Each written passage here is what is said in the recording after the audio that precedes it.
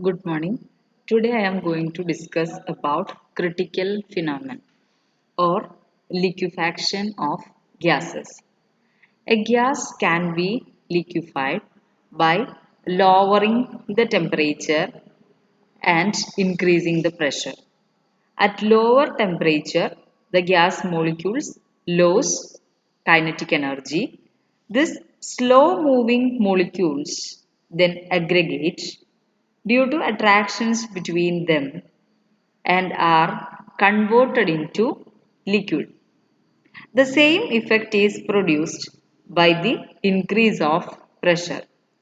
The gas molecules come closer by compression and coalesce to form the liquid. Andrews studied the pressure temperature conditions of liquefaction of several gases in 1869.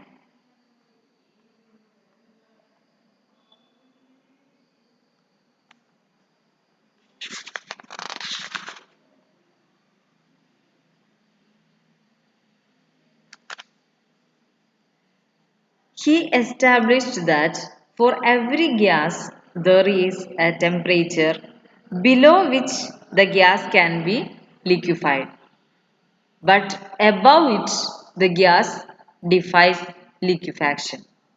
This temperature is called the critical temperature of the gas. Then what is the definition of critical temperature? Tc. The critical temperature Tc of a gas may be defined as that temperature above which it cannot be liquefied, no matter how great the pressure applied. Then what is the definition of critical pressure Pc? The critical pressure Pc is the minimum pressure required to liquefy the gas at its critical temperature. Then what is the definition of critical volume Vc? The critical volume Vc is the volume occupied by a mole of the gas at the critical temperature and critical pressure. And Tc, Pc, Vc are collectively called the critical constants of the gas. All real gases have characteristic critical constants. For example, in the case of helium, critical temperature is 5.3 Kelvin and critical pressure 2.26 atmospheric pressure and 57.8 ml per mole is the critical volume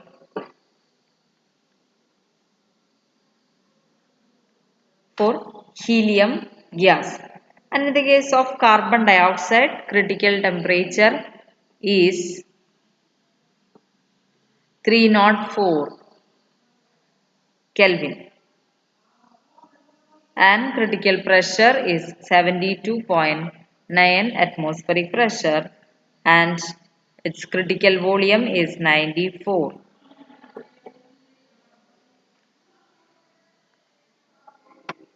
At critical temperature and critical pressure, the gas becomes identical with its liquid and is said to be in critical state.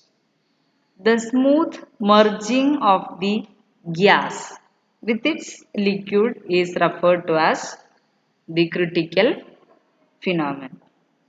Andrews demonstrated the critical phenomenon in gases by taking example of carbon dioxide. The PV curves of a gas at constant temperature are called isotherms. For an ideal gas, PV equal to nRT and the product PV is constant if temperature is fixed. Hence, the isotherms would be rectangular hyperbola. Andrews plotted the isotherms of carbon dioxide for a series of temperatures. From the figure, we can be seen that there are three types of isotherms, which is those above 31.1 degrees Celsius, those below 31.1 degrees Celsius, and the one at 31.1 degree Celsius. Let us consider the first case. Isotherms above 31.1 degree Celsius.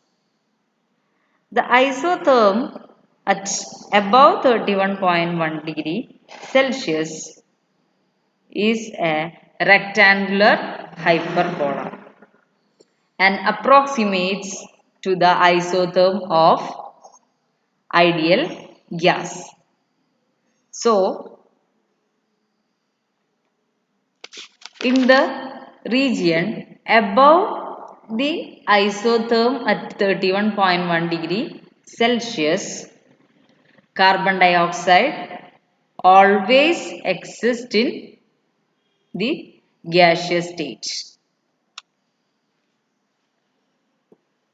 That is the first situation. Consider the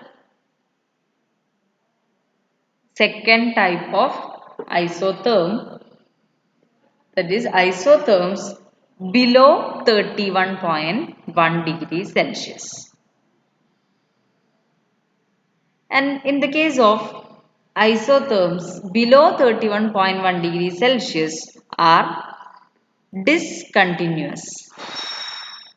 For example, the isotherm at 21.5 degree Celsius consists of three parts.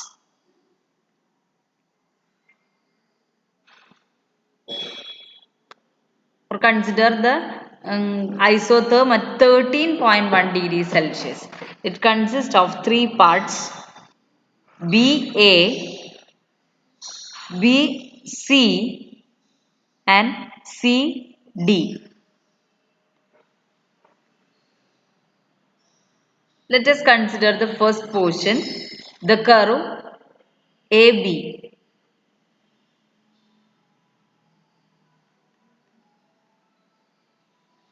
It is a PV curve for gaseous carbon dioxide.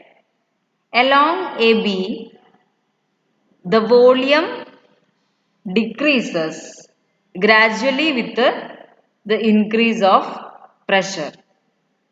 At B, the volume decreases suddenly due to the formation of liquid carbon dioxide having higher density. That is the case of curve AB. Volume decreases as pressure increases. And at the point B, volume decreases suddenly due to the formation of liquid carbon dioxide. Then another portion, that is the horizontal portion BC. Horizontal portion BC. Along the horizontal part BC of the isotherm, the liquefaction continues, while the pressure is held constant. Here the pressure is constant, volume decreases continuously That is the liquefaction of gas continuous. At sea, all the gas is converted to liquid. So the horizontal portion, in the horizontal portion, the gas and liquid form of carbon dioxide coexist. That is the case of horizontal portion. Then last portion of the curve, that is the vertical curve CD. The vertical curve CD, this part of the isotherm is in fact the PV curve of liquid carbon dioxide. This is the PV curve of liquid carbon dioxide. This is the almost vertical. This is almost vertical since the liquid is not very compressible. That is the case of vertical portion of the curve. So, A, B, C, D portions of this curve at 13.1 degrees Celsius shows the coexistence of gas and liquid at this horizontal portion, and at this portion only gas exists, and from this portion only liquid exists. Then consider the third type of isotherms, that is isotherm at 31.1 degree Celsius, that is EFG curve. Andrews noted that above 31.1 degrees Celsius there was no possibility of liquefaction of carbon dioxide, however great the pressure applied. The critical temperature of carbon dioxide is therefore 31.1 degree Celsius. The isotherm EFG at this temperature is called the critical isotherm. The EF portion of the critical isotherm represents the PV curve of carbon dioxide gas. At the point F, the curve records a twist which is coincident with the appearance of liquid carbon dioxide. Here the gas and the liquid have the same density and are indistinguishable. The point is called a critical point and the corresponding pressure is called a critical pressure. Beyond F, the isotherm becomes nearly parallel to the vertical axis and marks the boundary between the gaseous carbon dioxide on the right and the liquid carbon dioxide on the left. That is, at 31.1 degrees Celsius, the horizontal portion is reduced to a mere point at F. In isotherms at higher temperatures, the horizontal portion is totally absent, indicating that liquefaction does not occur.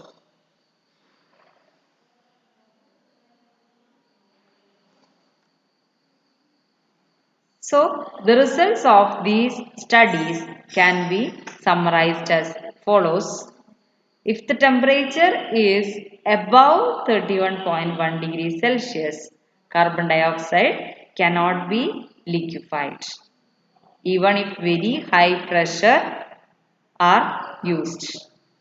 This limiting temperature of 31.1 degrees Celsius is called the critical temperature of carbon dioxide, and the pressure of 73 atmospheric pressure required to liquefy carbon dioxide at 31.1 degrees Celsius is called its critical pressure.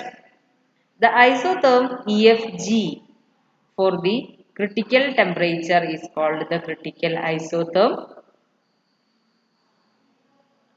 and 1 mole of carbon dioxide occupies a volume of 95 centimeter cube at its critical state, and this is called its critical volume.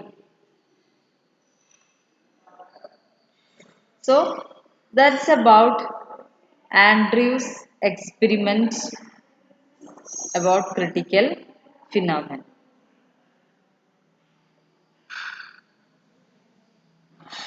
Below 31.1 degrees Celsius, we can see that the horizontal portion becomes shortened.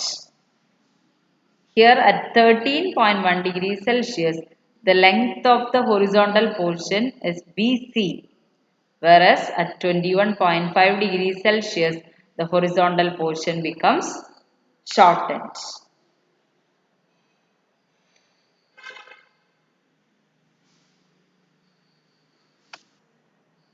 And the BFC curve, that is this dashed curve, boundary curve BFC is called the coexistence curve, represents the shortening of the horizontal portions of the isotherms with the increase in temperature. That's about liquefaction of gases and critical phenomenon. Thank you.